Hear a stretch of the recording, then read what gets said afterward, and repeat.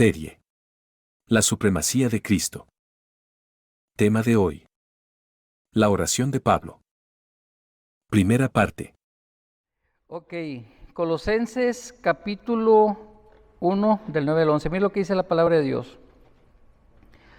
Por lo cual también nosotros desde el día que oímos no cesamos de orar por vosotros y de pedir que seáis llenos del conocimiento de su voluntad en toda sabiduría e inteligencia espiritual, para que andéis como es digno del Señor, agradándole en todo, llevando fruto en toda buena obra y creciendo en el conocimiento de Dios, fortalecidos con todo poder conforme a la potencia de su gloria, para toda paciencia y longanimidad. Vamos a orar. Inclina su rostro. Señor, te damos gracias por la bendición de tu palabra. Gracias, Señor, porque nos permites esta tarde estar aquí en tu casa, Dios, para ser instruidos, Señor, con tu palabra, para poder, Señor, ser edificados a través de tu palabra. Yo te pido en esta tarde, Señor, que tú bendigas, Señor, los corazones de mis hermanos que están aquí presentes, que tu Santo Espíritu, Dios, trabaje en la vida de ellos, Dios, como trabajó en la mía, Padre, cuando estaba preparando, Señor, este mensaje. Yo te pido en esta tarde, Señor, que tu Espíritu Santo capture nuestras mentes, Dios, para que seamos tierra fértil para tu palabra. Nos ponemos en tus manos, Dios, en esta tarde, en el nombre de Cristo Jesús. Amén. Ocupe su lugar, hermanos. Fíjese que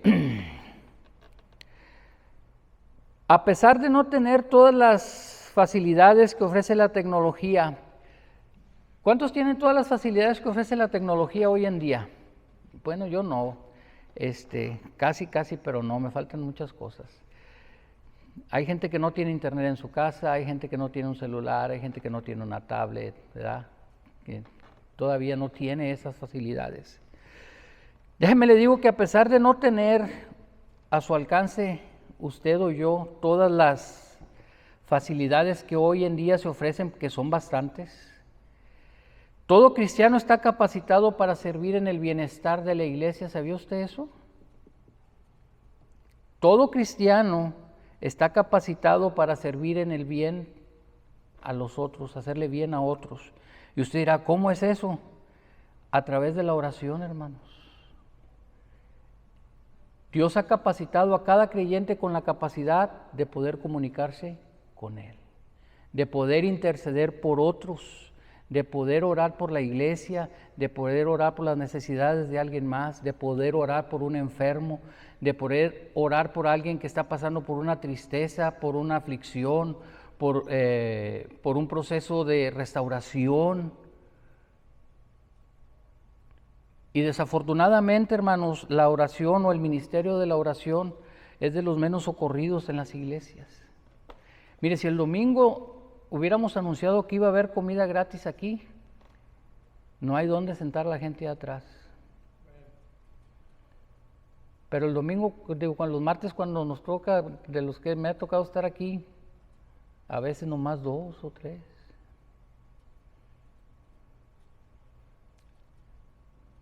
Se oye fuerte, ¿verdad? Pero es la realidad de las cosas. Desafortunadamente, hermanos, la gente no ha entendido el ministerio que hay en lo que es la oración y el poder que Dios ha depositado a través de ese ministerio en la iglesia. Porque es a través de la oración, hermanos, que Dios se mueve en la iglesia. Es a través de la oración. Si queremos ver el mover de Dios en nuestras vidas, tenemos que dedicarnos a orar. Tenemos que dedicarle tiempo a eso. Entonces, mire, inicialmente los apóstoles en la iglesia primitiva, hermanos, principalmente se dedicaban a 2 cosas. Y lo dice el libro de los Hechos en el capítulo 6, en el versículo 4, se lo voy a leer. Y nosotros, dice, persistiremos en la oración y en el ministerio de la palabra. Esos son los principales trabajos que debe hacer un ministro, hermanos: la intercesión y enseñar la palabra. Pablo, hermanos, estaba consciente de la importancia de la oración Y todas sus cartas hablan acerca de eso. Por ejemplo, en 2 de Corintios, en el capítulo 1, en el versículo 11 dice, cooperando, subraye esa palabra si quiere buscar el texto, si no, ponga atención, cooperando también vosotros a favor nuestro con la oración, para que por muchas personas sean dadas gracias a favor nuestro por el don concedido a nosotros por medio de muchos. La importancia de la oración Pablo la tenía clara, y no solo eso, hermanos, trata de transmitir esa enseñanza a las iglesias a las que él les escribe la carta, para que los cristianos tuvieran conciencia de la importancia de la oración y la intercesión por otras personas. ¿Ok? Entonces, déjenme avanzar un poquito.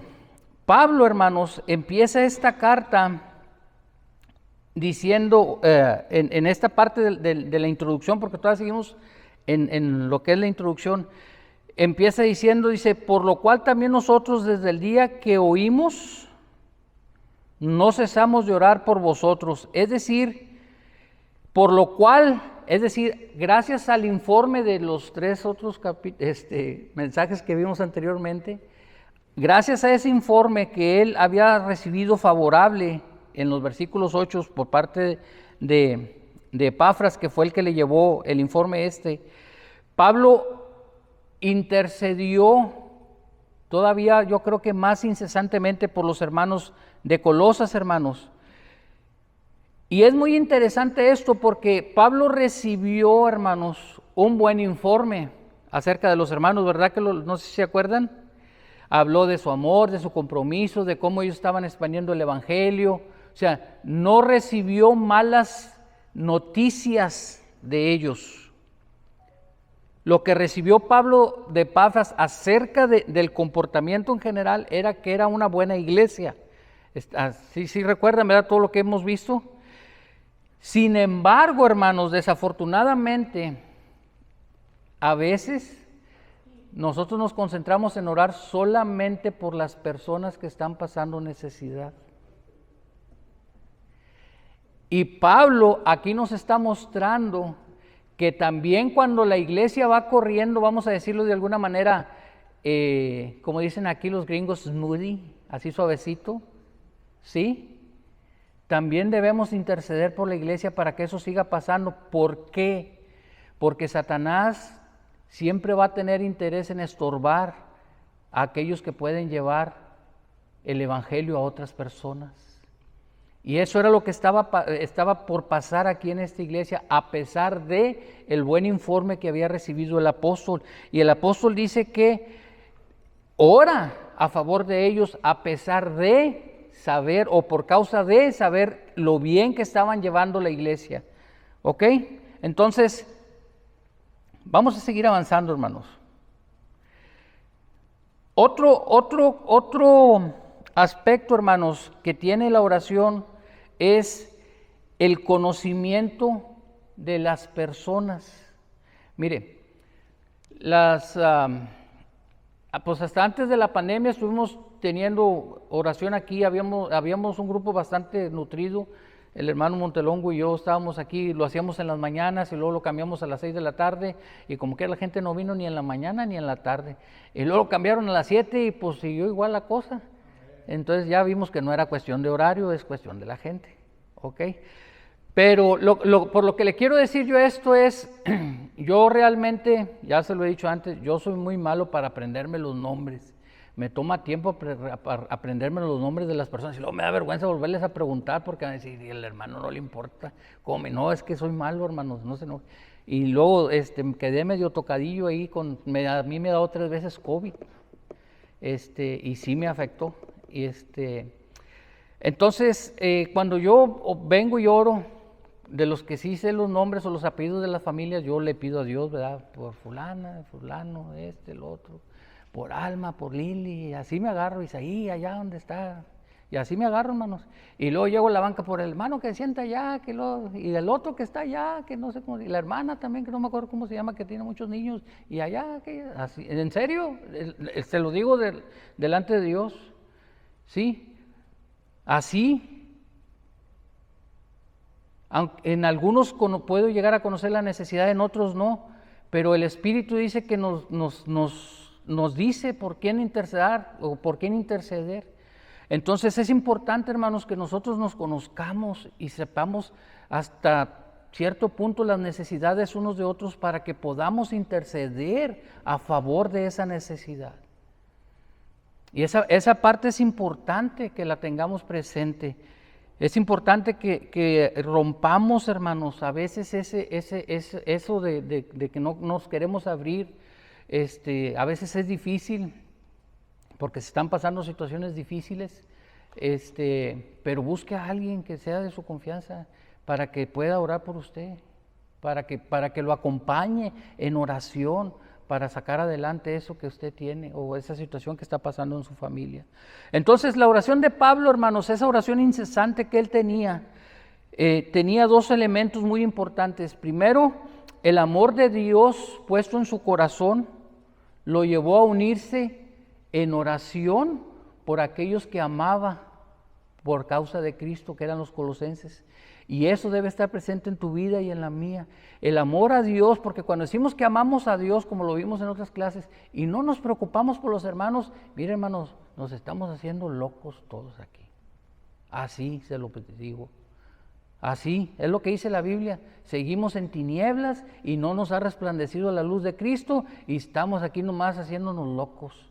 Porque cuando amamos a Dios, hacemos de nosotros las cargas de los demás. Y el apóstol estaba haciendo justamente eso. Y era una iglesia en la que nunca se había parado. Esa iglesia no la fundó él. Fue otra persona. ¿A poco no podía haber dicho Pablo? No, hombre, pues esas borregas ni son mías. Ay, qué batalla, Epafras. No, hermanos. Él tomó como de él ese rebaño y se preocupó. ¿Ok? Entonces, vamos a seguir avanzando porque nos vamos a detener un poquito todavía en estos versículos. Pablo tiene una petición muy particular. Vaya conmigo ya al versículo 9 de Primera de Colosenses. Lo voy a retomar el texto completo. Por lo cual, también nosotros desde el día que oímos, no cesamos de orar por vosotros y de pedir que seáis llenos del conocimiento de su voluntad. Miren, le voy a despezar el texto un poquito. Pablo pide que la persona sea llena, que los colosenses sean llenos. Y la palabra, hermanos, que se utilizó aquí se llama plero, con doble O al final, ¿sí? Esta palabra habla de estar completamente lleno de algo, ¿sí? Le voy a explicar. No es estar a media, poquito lleno o que me falta, no, estar completamente lleno de algo. Y en términos figurativos, ¿sí? Que es la aplicación que está dando Pablo aquí. Habla de estar lleno de algo que te controla. Ejemplo, esa implicación la tiene esta palabra, ejemplo. ¿Ha oído de alguien que hizo alguna, no sé, alguna tontería, por decirlo de alguna manera, porque se asustó? Es que tenía miedo, dice. ¿Y por qué hiciste? Es que estaba asustado o estaba asustada. El miedo controló a esa persona y la llevó a actuar. ¿Me estoy explicando? ¿Ha oído a alguien? Oye, ¿por qué hiciste eso? Es que estaba enojado. Y la ira te controló porque estabas lleno de eso. Cuando Pablo usa esta palabra, hermanos, plero, habla de una llenura que te controla.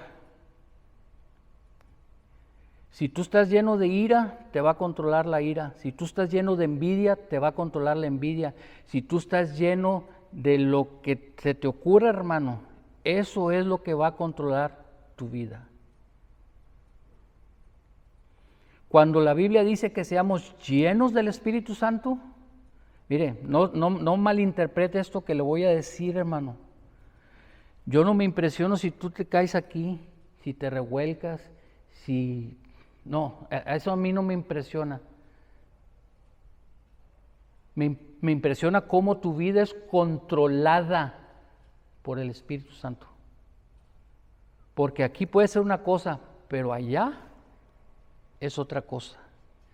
Y la vida del creyente debe ser controlada aquí y allá, afuera. No nada más aquí.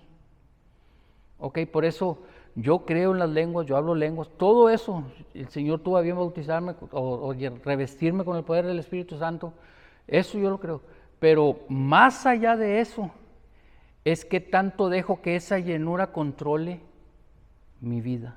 Y Pablo le está pidiendo a Dios que los cristianos sean llenos de algo muy particular. ¿Qué dice ahí el versículo, hermanos? Llenos del conocimiento ¿de qué? De su voluntad, hermanos, llenos del conocimiento de su voluntad. Y mire, ahí le voy a dar otra palabra.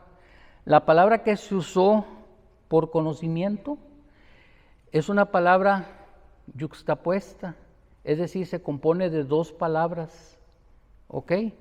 La palabra es epignosis.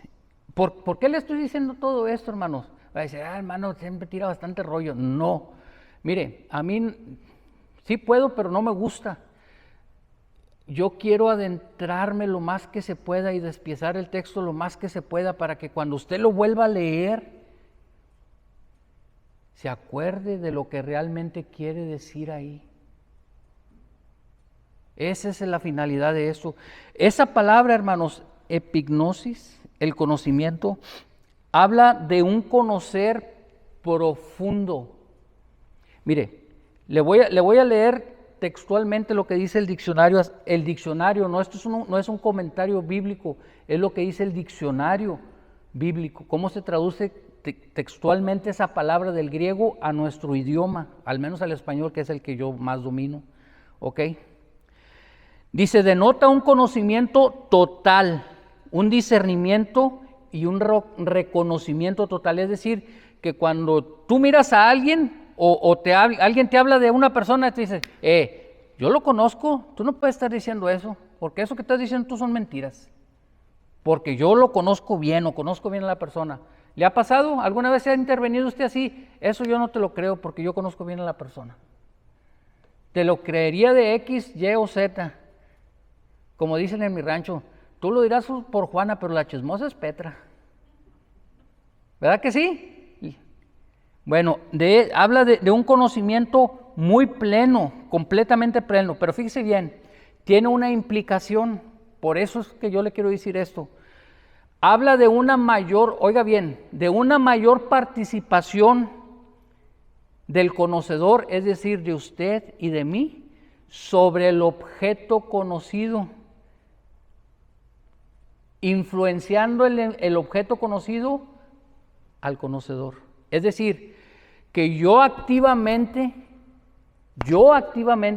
busco conocer más a Dios y ese conocimiento de Dios influencia mi vida. Cuando Pablo está hablando de ser llenos del conocimiento de su voluntad, le está pidiendo a Dios que los cristianos de Colosas sean llenos de tal manera en su vida del conocimiento de Dios, que ese conocimiento controle sus acciones. Este tipo de oraciones, hermanos, son las que hacen falta hoy en la iglesia. Este tipo de oraciones son las que hacen falta en los servicios de oración. Señor, ábreles el entendimiento. Señor, revélate a estas personas. Señor, muéstrales. Señor, muéstrales, que te conozcan, que realmente entiendan quién eres tú, qué hiciste por nosotros en la cruz, cómo tienes cuidado de nosotros, cómo nos has amado, que te conozcan. Pablo le está diciendo a Dios, Señor, estoy intercediendo por los colosenses para que te conozcan y sean guiados por ti. La próxima vez que ore por mí, pídale a Dios eso. Porque eso es lo que yo le pido a Dios por ustedes. Que Dios se revele y se muestre a sus vidas. Porque cuando eso pase, hermanos, su vida y su entorno va a cambiar. Y las personas a su alrededor van a ser afectadas por eso. Porque Dios se va a manifestar en su vida y en la mía.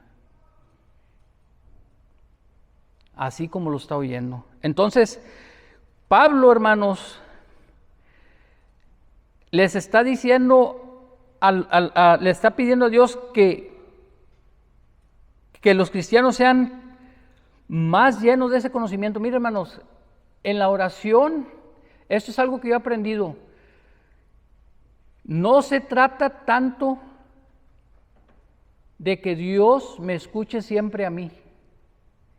Yo necesito saber qué tiene Él para decirme y escucharlo. Eso también pasa en la oración, hermanos. Eso también pasa en la oración. Cuando Cristo fue y oró y le dijo al Señor, Señor, si es posible, que pase esta copa de mí. Y recibió su respuesta. ¿Verdad que sí? ¿Cuál fue? No, tienes que subirte a la cruz. No va a pasar. La oración de Cristo no fue para manipular a Dios, fue para buscar la voluntad de Dios. Y eso es parte también de la oración. ¿Ok? Ahora, el conocimiento, hermanos, de Dios es un tema central en todas las epístolas de Pablo. Pero mire, yo no quiero castigarlo mucho con esto. Ahorita, hermanos, cuando empezamos, no sé si se acuerda usted, cuando di la primera enseñanza o el primer sermón, como usted lo quiera llamar, leí algunos puntos donde le decía yo que nuestra sociedad se caracteriza porque no hay valores absolutos. ¿Sí me explico? Es decir, que todo es relativo. O sea, tú tienes tu verdad, el hermano tiene la suya, el hermano Bazán también trae su rollo, y como dice un amigo mío, y cada quien su religión, ¿verdad? Cada quien su rollo, ¿verdad? No hay absolutos, yo creo así, no, espérenme. La Biblia, hermanos, es un libro de absolutos, verdades absolutas, ¿sí? No es como me dijo una vez un abogado, que no puedes quebrar la ley, pero sí puedes doblar la ley. Es un dicho de los abogados. You cannot break the law, but you can bend the law. Sí me salió, ¿verdad? ¿Sí me entendieron o no? Bueno. Entonces, no, con Dios no es así. Con Dios las líneas siempre son derechas. Y siempre dice, no te pares ni a izquierda ni a derecha, derechito. ¿Ok? Buscar, hermanos, conocer la voluntad de Dios, ¿sí? Va a llevarnos a nosotros a vivir bajo esos principios y esos absolutos. ¿Ok? Y le tengo que decir esto porque conforme nos vayamos adentrando en la epístola, si Dios me permite que así sea, ¿ok? Estos mensajes van a ir cobrando, pues yo espero en Dios, más sentido y espero que los esté llevando bajo un buen sentido en la secuencia que les estoy tratando de dar, ¿ok? Los valores morales, hermanos, ya, mire, digo, yo me gusta ver muchas noticias y por decir, hoy miraba una noticia donde obligaron a un restaurante a poner a un hombre vestido de mujer a trabajar con las mujeres. No importa lo que haga el tipo, va a seguir siendo lo que es, un hombre. Pero como ya no hay un valor absoluto, ni una fuente de autoridad que dicte lo que es correcto y lo que no es, el hombre ha perdido la brújula, hermanos. Por eso es importante que como creyentes seamos llenos del conocimiento de Dios, porque cuando seamos llenos del conocimiento de Dios, seremos llenos de su dirección y de los valores que Dios ha determinado que son correctos. Porque cuando nosotros vamos a la Escritura, no son las ideas suyas, no son las ideas mías, es lo que Dios tiene que decir para nosotros. Amén. Entonces, la palabra de Dios, hermanos, es la que está revestida de toda la autoridad para que el hombre pueda ser guiado por Dios. ¿Ok? Entonces, mire, porque no quiero, le digo, déjame ver qué horas son aquí. Sí, ya se va a acabar el tiempo. ¿Dónde, hermanos, dónde podemos encontrar esos valores absolutos? ¿En dónde podemos encontrar o cómo podemos encontrar la dirección de Dios? Mire, el libro de Proverbios, hermanos, en el capítulo 19, en el versículo 2 dice, el alma sin sabiduría no es buena, y el presuroso de pies peca. ¿Alguna vez ha hecho algo que dijo, ya después dice, no, me le hubiera pensado mejor? Y ahorita pues ya metí las patas. ¿Lo ha dicho o no lo ha dicho? Ya la regué, decimos allá en México. ¿Sí? Porque te faltó ¿qué? ¿Qué te faltó? Sabiduría. Díganlo, ¿por qué se agüita? Pues todos nos equivocamos, yo me equivoco también, pues soy humano, aquí estoy en este cuerpo caído. No, yo también me equivoco. Me ha faltado sabiduría, me ha faltado entendimiento, me ha faltado buscar la dirección de Dios. Me ha faltado, hermanos, me ha faltado. Mire, el libro de Isaías, hermano, dice en el capítulo 5, en el versículo 13, por tanto, mi pueblo fue llevado cautivo porque no tuvo, ¿qué? Todos se lo saben, conocimiento. ¿Conocimiento de qué? De la voluntad de Dios, hermanos. Conocimiento de la voluntad de Dios. Les faltó conocimiento. Ahora, ¿cómo lo podemos obtener? Yo quiero que vaya conmigo al libro de Isaías, por favor. Vaya conmigo al libro de Isaías. Ya voy a terminar. Trato de compactarlo lo más que puedo sin perder el contexto y por eso me cuesta un poquito de trabajo porque generalmente me tardo como una hora y 15 minutos y ahorita lo estoy tratando de hacer entre 45 y 50 minutos porque yo quiero que se vayan de aquí a las 8, porque es lo que tiene aquí de 7 a 8. Ok, y eso me cuesta trabajo porque tengo que estar buscando dónde cortar y hacer los puentes entre los temas. ¿Ya lo tiene? Isaías capítulo 30, de los versículos 1 y 2. Si no me equivoco, es en la versión Reina Valera. Mire lo que dice la Biblia. Ay de los hijos que se apartan, dice Jehová, para tomar consejo y no de mí, para cobijarse con cobertura y no de mi espíritu, añadiendo pecado a pecado. Se apartan para descender a Egipto y no han preguntado de mi boca, para fortalecerse con la fuerza de Faraón y poner su esperanza en la sombra de Egipto. ¿A quién le está hablando? ¿Cómo empieza el versículo? ¿Hay de quién? ¿Cuántos son hijos de Dios? Que se apartan, dice.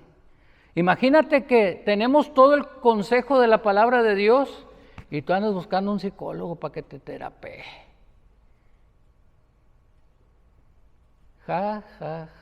Perdóname que sea así un poco sarcástico. Imagínate, en lugar de venir a buscar del Espíritu de Dios, desciendes al mundo, a Egipto, a buscar ayuda del mundo. Cuando el Espíritu de Dios está aquí, dice, no me has venido a preguntar, hijo, pregúntame a mí. ¿Qué tienes que andar haciendo allá? ¿Qué te puede dar el mundo que no te pueda dar Dios? Es la gran pregunta. Entonces, hermanos, lo primero que tenemos que hacer es buscar en el lugar correcto. Eso es lo primero que tenemos que hacer. Buscar el conocimiento y la sabiduría de Dios en el lugar correcto. Aquí, en su casa, a través de la Escritura, hermanos. ¿Qué más? ¿Qué más? Lo segundo que tenemos que tener es desearlo. Desearlo, hermanos, desear conocer a Dios, desear conocer su palabra, desear conocer cada día más de su voluntad. Mire lo que dice Juan en el capítulo 7, en el versículo 17. Mire, le pregunto algo, ¿cuántos quieren hacer la voluntad de Dios? No, lo dicen muy convencidos, No me convencieron. Si no me convencieron a mí, menos a Dios. ¿Cuántos quieren hacer la voluntad de Dios, hermanos? ¿De veras? Bueno, mire lo que dice este versículo. Vaya conmigo a Juan 7, versículo 17. Hombre, no siguieron así como muy enjundiosos.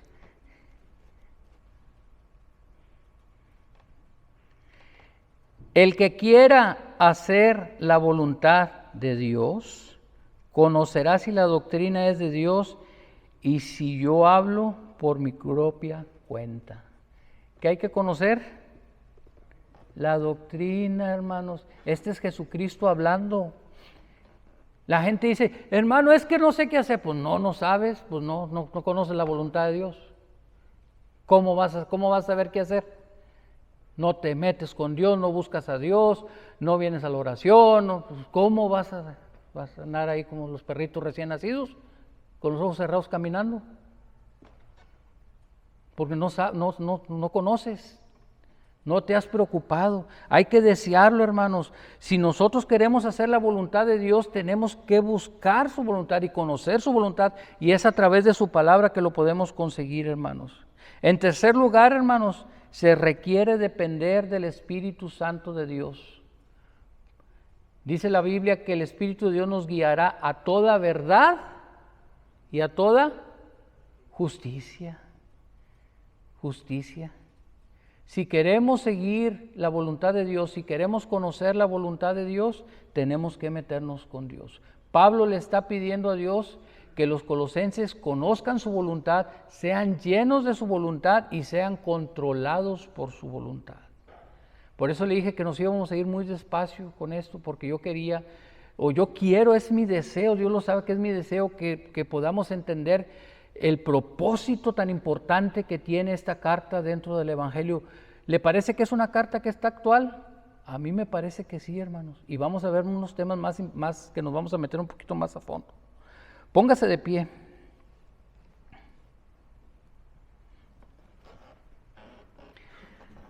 Lo último que tiene que hacer el creyente es estudiar las Escrituras, porque las Escrituras te van a hacer